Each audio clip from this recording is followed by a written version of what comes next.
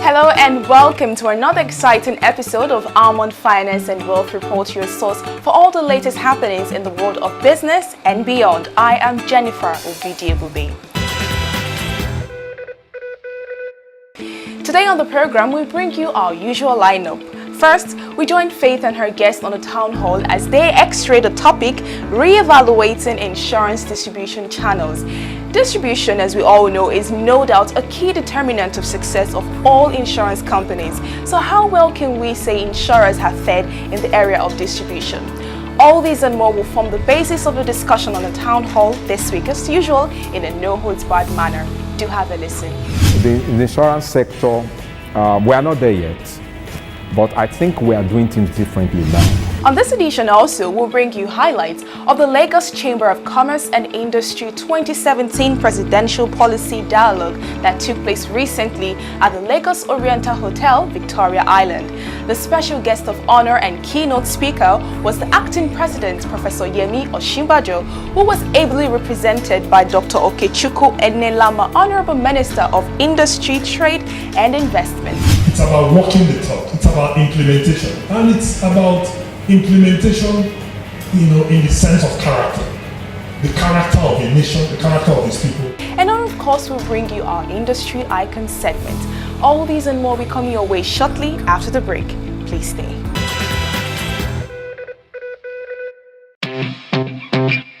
Having insurance is like having an army or a police force. Having these shows you are ready for your enemies should they decide to attack. The enemies may never attack, but you must always have your defenses ready and prepared.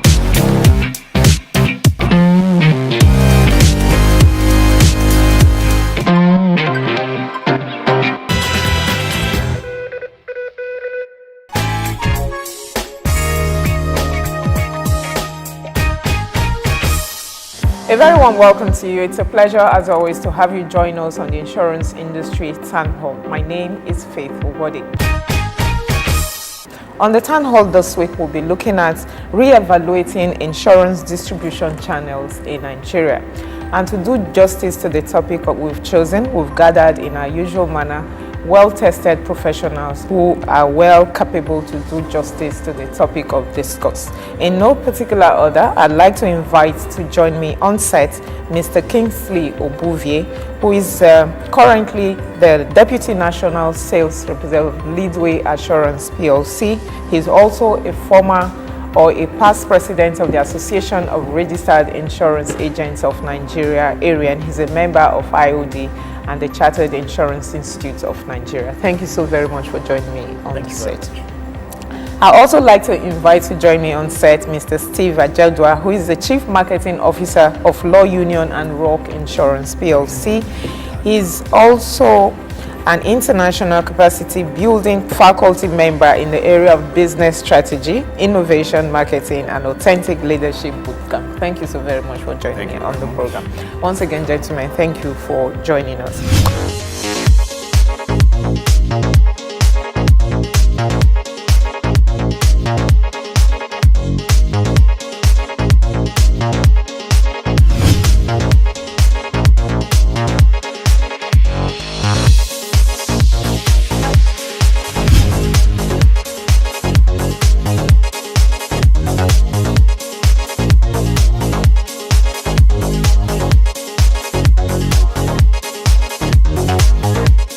I'm going to start by asking that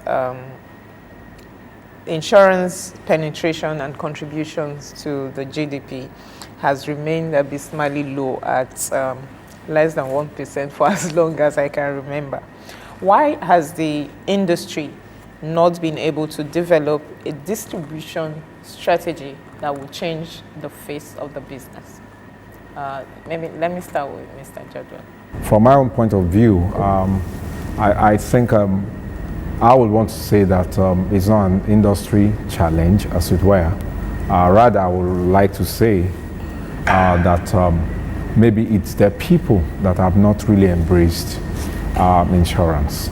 However, the regulator, that's NICOM, has already done something. They've designed, calibrated, as it were, what we know as the MDRI, which is the Marketing Distribution Restructuring Initiative. And this has given us a platform, which of course we have been able to. Okay, when you say giving us a platform, Yes. are you talking particular specific insurance company or as No, an industry? the whole ecosystem Okay. of the industry. That has rerouted and jump-started the consciousness of people buying insurance, and that has really helped us to deepen, as it were, the retail insurance. I'm just looking, maybe in the next 1 year, hopefully, I think the insurance penetration of GDP should be close to 2%. Don't forget that recently, the Lagos State government is also part of the MDRI.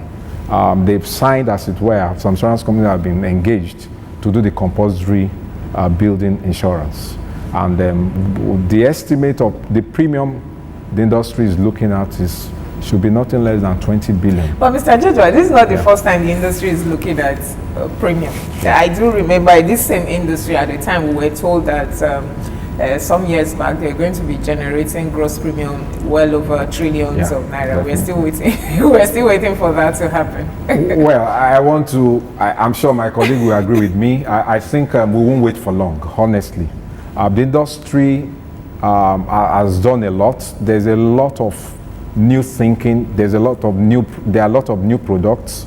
There are a lot of people that have come into the industry to deepen the market as it is, and there are a lot of penetration strategies that we have unlocked into the industry.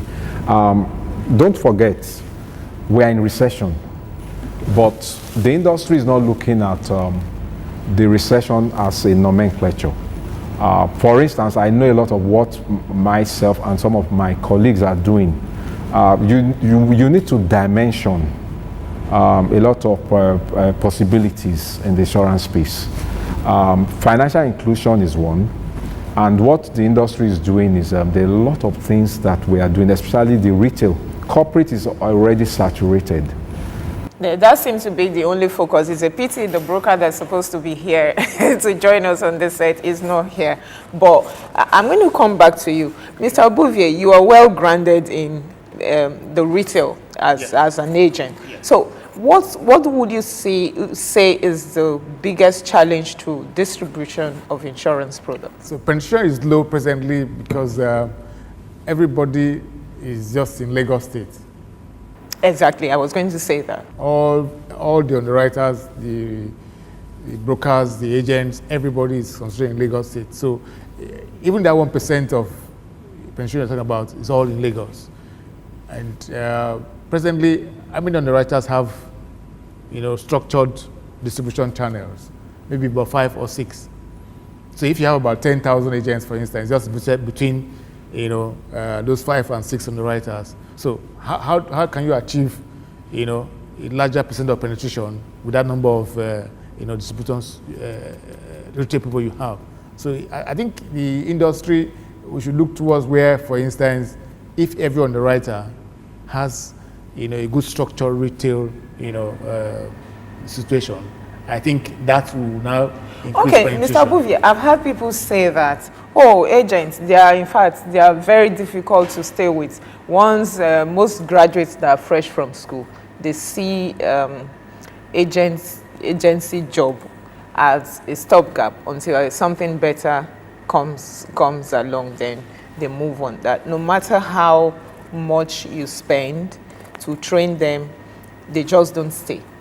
Is that correct? Well, it depends on the relationship between the underwriter and the agent. If there's a good mutual, relationship, you see agents staying. Like I'm saying, for instance, now, although presently we have more retail people in the life aspect of in the industry. Ordinarily, it's supposed to be a collaboration of both general and life, but essentially it's quite expensive. I think the industry needs to be more robust to be able to achieve a larger number of agents. Okay, when you say it's quite expensive, let me come to Mr. Jadwa, because I've actually had to sit down and I'm wondering if companies who do their own thing, direct marketing, they send marketers out, they buy them cars, people like you know, people in your department, buy them cars, you fuel the car, you know, you do all that.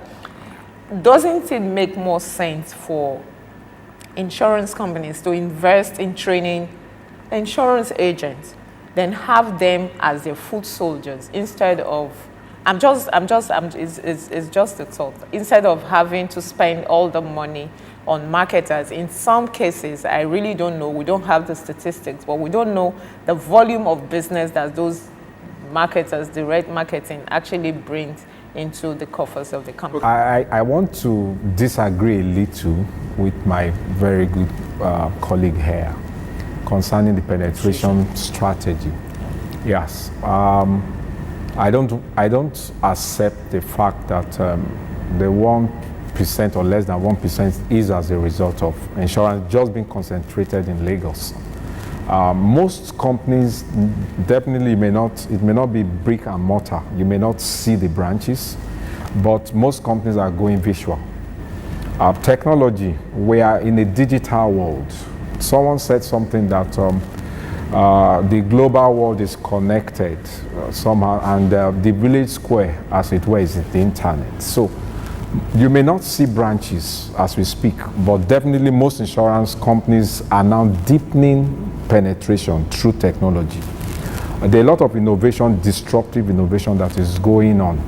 Now, to answer your question directly,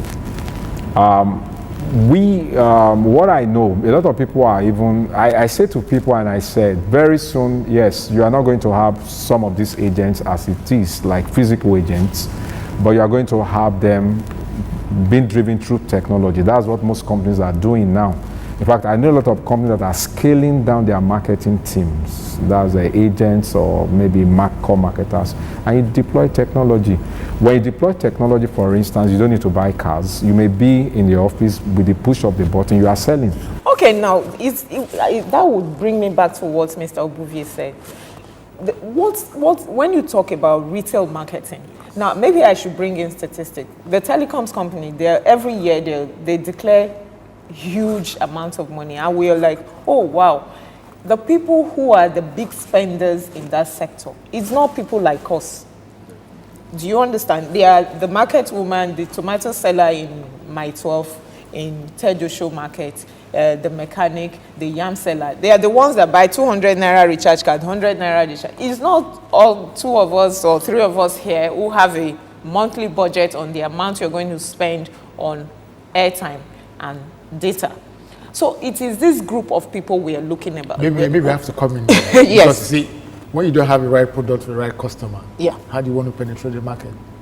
So in the area of product development, that's where the underwriters still have to do a lot of work to do. We don't have products, retail, Okay, Mr. Bouvier, the problem we have in this market, is it a problem of distribution or products? Which is really the problem, the problem that we need, as an industry, need to reevaluate I think and it's address. product. Okay. Because if you have the right product, you don't need distribution channels much. You can use technology to drive products. Okay. Based on where we are in Nigeria today. Okay. So, but when you don't have the products where the market seller, the bricklayer can buy and see insurance, value insurance up to that point, then it becomes a problem. So it becomes very difficult for we to go to that level. So as of today, it's still more of a elitist product. Exactly. An elitist market, and we are all in Lagos. I'm coming back to where I'm looking at it from a different perspective. Permit me, rather than saying the problem we have, I rather say the opportunities we see in the industry. I'm seeing more opportunities, not problems, because if you look at most insurance companies, I've just, the past 1 or 2 weeks, more than a half dozen of insurance companies have just done their AGM. And if you go through the AGM, most of them have done 20% increase vis-a-vis 2015. So if that is what we are having, so rather I won't see it more or less like a problem, rather than more or less opportunities. So I think in the insurance companies, in the insurance sector, we are not there yet. But I think we are doing things differently now. And there are a lot of many innovative products. He said something concerning the product and distribution. Yes, I think we are tackling the two at the same time. That is the area we need to look at. But how do we distribute? Distribution channels doesn't have to be brick and mortar. That's what is going to give you scale. Like I was saying, there are a lot of products that I'm aware that some people have designed in this industry that you need to begin to dimension it and deploy it to different sectors. There are products now for schools, which of course they are retail. Maybe people don't have to pay more than 1,000 naira or 500 naira. Motor insurance has also had different dimensions, different coloration of motor insurance. I know some companies that do comprehensive. With 15,000, you can get comprehensive insurance, but the value that you're going to get, most of those bouquets have been reduced, just like we have Omo in Sachi. So insurance company is also doing that so that it can meet every cadre of our market space. So I think it's a good one for the industry. This is the best time that I always tell people should go and buy insurance company shares in the market right now. This is the best time.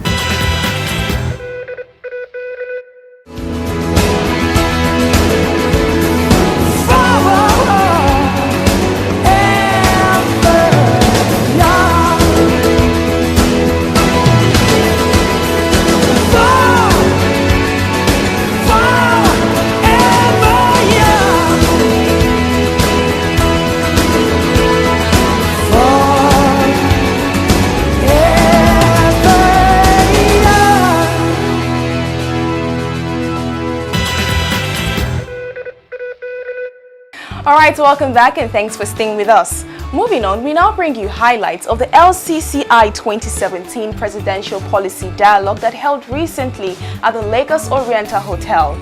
In attendance were policymakers and players in the organized private sector. In his keynote address on behalf of the acting president, Dr. Enalama said the government is committed to a diversified economy that will create employment opportunities for our teeming youths. Enjoy.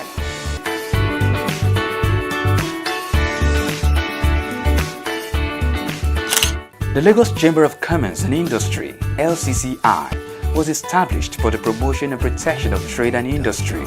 It also represents and expresses the opinions of the business community on matters affecting trade and industry in the city of Lagos, the Lagos Port Complex, Lagos State, and where applicable in the whole federation. In line with this mandate, the LCCI recently put together its 2017 Presidential Policy Dialogue session at the Lagos Oriental Hotel, Lagos. Special guest of honor and keynote speaker was the acting president, Professor Yemi Oshibaju, GCON, while chairman of the occasion was Mr. Aigbeje Aimukwede, President, Nigerian Stock Exchange. Welcoming guests to the dialogue, the president of the LCCI, Dr. Mrs. Nike Akonde, said that the high energy cost has continued to stifle the sustainability and competitiveness of businesses in Nigeria. The power situation is worse today than before the reform. The consequence of this is that high energy costs have persisted in the economy, affecting the competitiveness and sustainability of business. There is a need to undertake urgent diagnostics to identify the problems and redress the situation. The regulatory regime in the petroleum industry is stifling investment. The sector, especially the downstream operators, are reeling under the yoke of heavy regulation. We are gradually slipping back into the days of heavy burden of petroleum subsidy. We request a quick liberalization of the sector. The LCCI, since its incorporation in 1950 as a not-for-profit organization, has remained the voice of the organized private sector. In his brief remarks, the chairman of the occasion, Mr. Ai Imukwede, said that the private sector has an everlasting interest in the Nigerian economic project and must be put at the forefront of the policy making and policy discussions. At the end of the day, employers, employees, producers, consumers, investors, investees are what makes an economy. Those roles are permanent and everlasting. These are indeed the true stakeholders in an economy. That is what we term and describe as the private sector. So how is it possible to move a nation forward, to think through the ideas and the policies that will move a nation forward, if these stakeholders are not listened to, are not taken on board, and indeed do not drive the process of policy formulation? I therefore say to you that the private sector has an everlasting interest in the Nigerian economic project and must be put at all times at the forefront of policy making and policy discussions. Other speakers were Prince Rotimi Ogunleye, Honorable Commissioner, Commerce and Industry, Lagos State; Dr. Manzo Daniel Megari, Honorable Commissioner of Commerce, Industry and Tourism, Kaduna State. Delivering the keynote address, the special guest of honor, Professor Yemi Osinbajo, who was represented by Dr. Okechukwu Enelama, Honorable Minister of Industry, Trade and Investment, stated that government is committed to a diversified economy that will be inclusive. We are committed to building a robust economy that is less dependent on the just one major source of foreign exchange, as we've heard today. We are committed to a diversified economy that will be inclusive in terms of creating jobs for all. And we are also committed to more training and creating employment opportunities, especially for our youth. These are all the things which we have to do before we can truly say that we are successful, either as a government or even, I must say, as a people.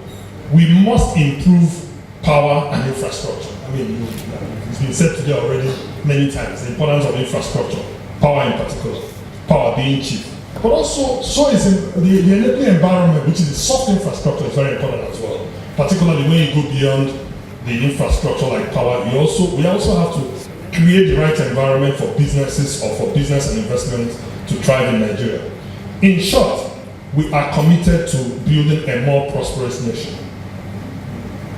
And we know that these are the indices by which this government, or indeed any government, will be measured. So the question is, how are we going to deliver on this? And that's really what I want to talk about today.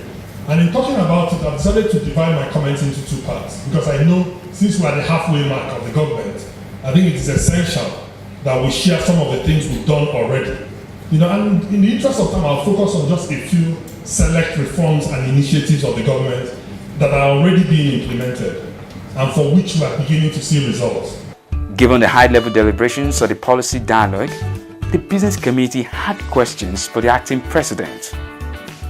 Many believe that despite the current economic situation, Nigeria is still the country to beat, given its incredibly innovative and dynamic entrepreneurs, vibrant market, tremendous resource endowment, with an uncontested reputation for hard work.